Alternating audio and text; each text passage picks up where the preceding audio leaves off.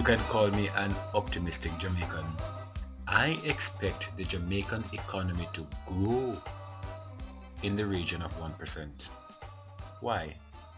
Because we have the 1% party in government.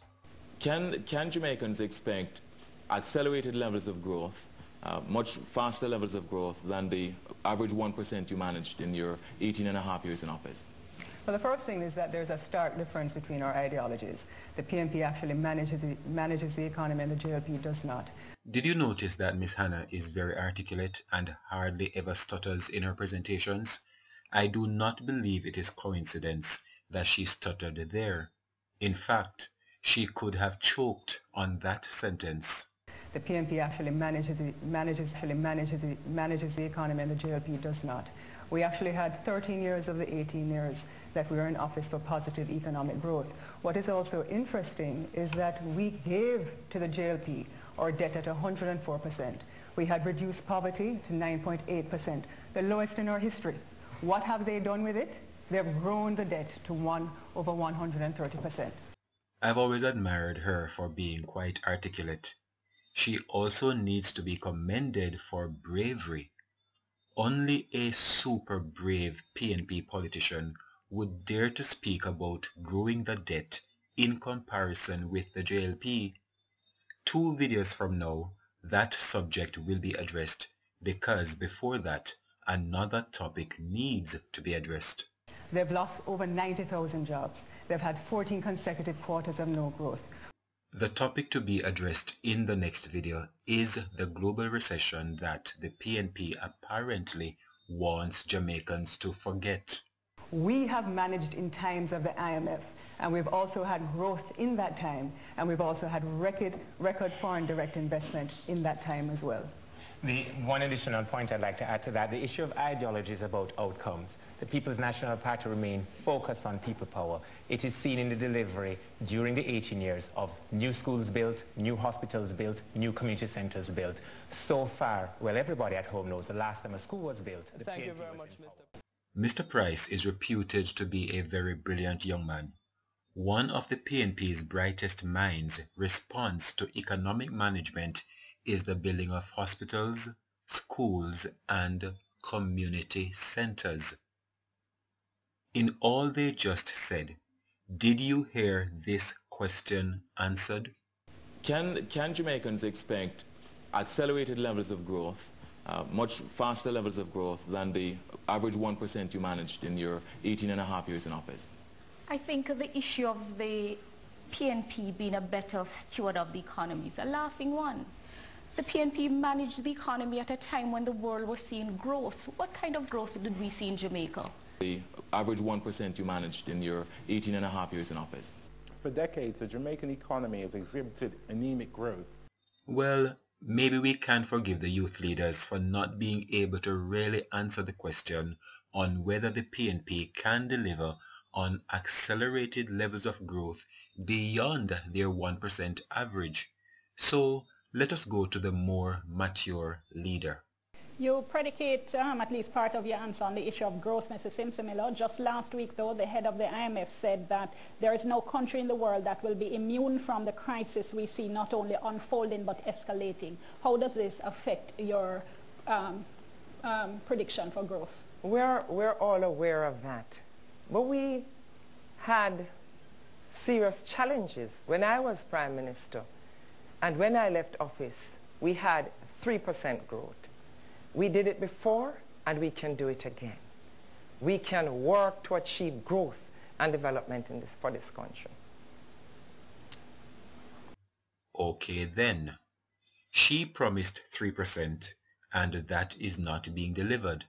But in fairness, this is the same person who promised an IMF deal in 2 weeks. So one could argue she's a bit out of touch with reality. So let's go to the spokesman on finance. According to the World Economic Outlook published by the IMF last year, Jamaica will have the 7th slowest growth rate in the world up to 2015.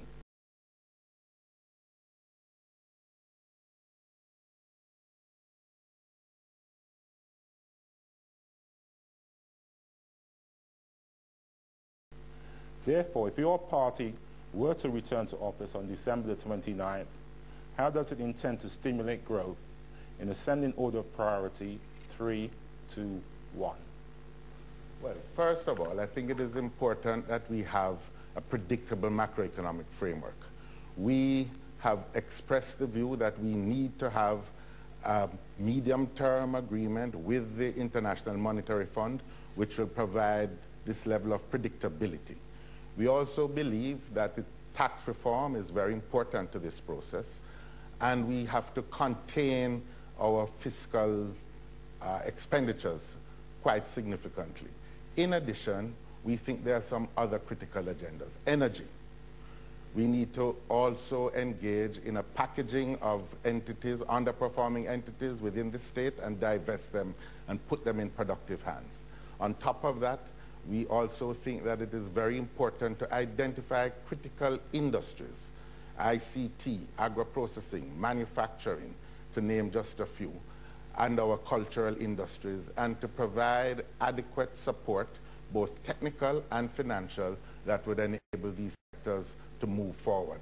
And of course, we believe an emergency employment program that will not only help stimulate aggregate demand, but also help restore some measure of social calm is an essential element in all that needs to be done in the immediate period going forward. So there you have it. From none of the three debates did you hear of any plan for strong economic growth. So, naturally, we are just limping along, naturally, around the PNP average. What more could we have expected? Can Jamaicans expect accelerated levels of growth, much faster levels of growth than the average 1% you managed in your 18.5 years in office?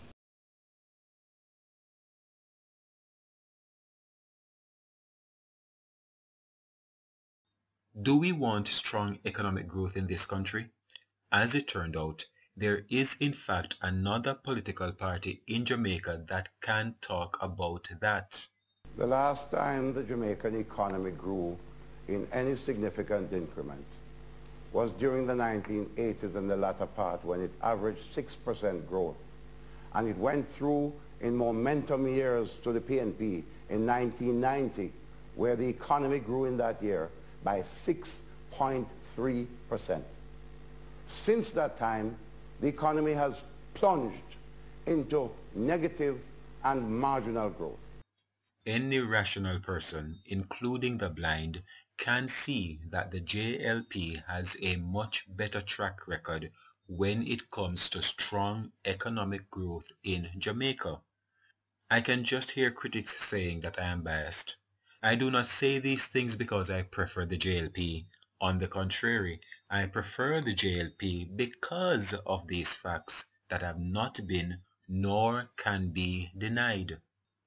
Mr. Shaw just spoke to the JLP's superior record of economic growth. But what of his own stewardship as finance minister?